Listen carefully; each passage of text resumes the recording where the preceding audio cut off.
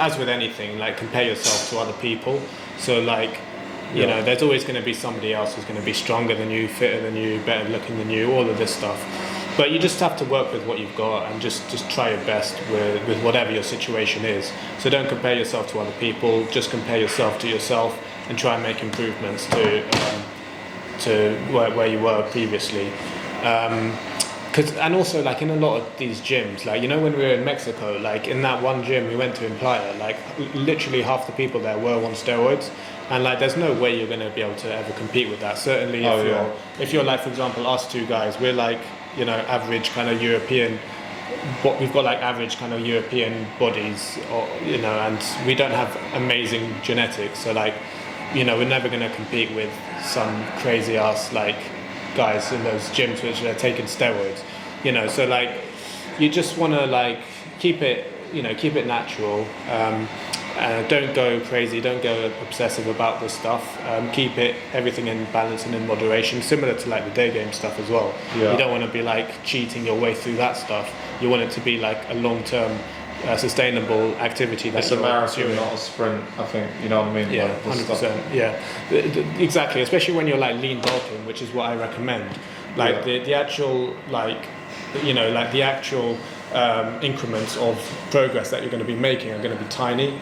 They're almost going to be, you know, they're barely going to be even noticeable, like week by week.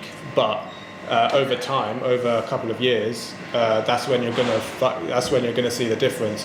And because you're going to be spending less time cutting, if you're lean bulking, then it's going to be way better, way more sustainable, and your results are going to show eventually if you're patient and you're dedicated. Yeah, so, similar to day game, it's going to take a long time. But yeah, obviously, if you do this stuff, you're going to have more of an advantage over other guys. So yeah, you'll get quicker results. But it does take time. Obviously, building these skill sets, and obviously with the gym as well. You know what I mean? It's not going to happen in one day. So it might take a year, properly like a year probably to get really decent.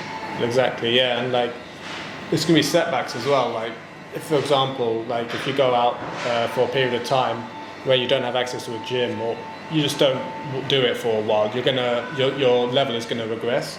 You can get back up to where you were, but again, it's just going to take more time, and it's just, you know, there's always going to be things which can kind of get in the way, but yeah, you just have to kind of do your best with the stuff and enjoy it. Just like with day game, you've got to enjoy it. Enjoy just the grind and the process. The process of just doing it and not being so like results focused. Like, oh no, I haven't got my six pack yet. Oh, okay, fuck it. I'll just give up now. Well, no, you just have to keep going.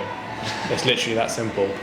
Yeah, it's the stick to the process. As with it linked to kind of game that, you know, I didn't get enough numbers today. I didn't get laid. It's like, okay. Oh yeah, what do you expect? You know what I mean? Obviously, it's not going to happen every time. Obviously, you're going to get knocked back. You're going to get rejections. In the gym, you're going to fail on weights. You're not going to hit your goals every week. So. But failure is actually genuinely success. You want to be hitting failure, especially in the gym. Yeah, you want to. Because that's the only way you can actually make progress. Because like, you have to be failing your lifts or your targets. I mean, it's good to have like to track your progress of like how many lifts you're doing. So like, let's say you know, you're doing a certain amount of weight on the bench press, and then you added one more increment of like 2.5 kgs for the next time, but you didn't quite manage it. That's proper success. Because eventually, if you keep trying with that one and you've got everything else on point, eventually you should be able to hit that eventually. Obviously, there's going to come a point where you will fully plateau and you might hit your genetic potential, and at that point there's not a lot more you can do other than maintain that, and the only way you would be able to kind of break past through that point would just be through steroids. But obviously I wouldn't recommend doing stuff like steroids because there's a lot of negative side effects, and it's not going to be something that's going to be like long-term sustainable. No. And that's what this is all about. It's about applying a foundation that's going to be beneficial for you in the long term, because otherwise what's the point? You know, all that effort you've done previously just for like a little bit of gratification at a certain moment in time, that's a bit pointless. It's better to have it more sustainable throughout the rest of your life.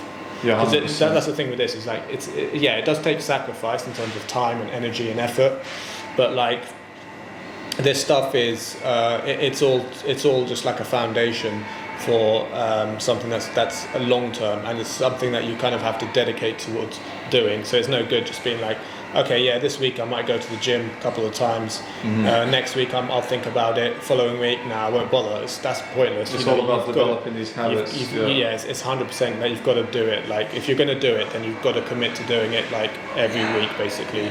Going to the gym like 2, 3, 4, 5 times a week, whatever works for you. Yeah, I'd say 3 got to stick 4. to it. Yeah, I mean 5 is good, but to be more realistic, I'd say 3 to 4 times is good. Good enough to get results. Yeah. Because otherwise, you're not gonna. Yeah, you want to say something you can stick to. Yeah. So hopefully that was helpful, even though it was a bit of a crash course. You used to be a personal trainer, so and you still offer that to your clients.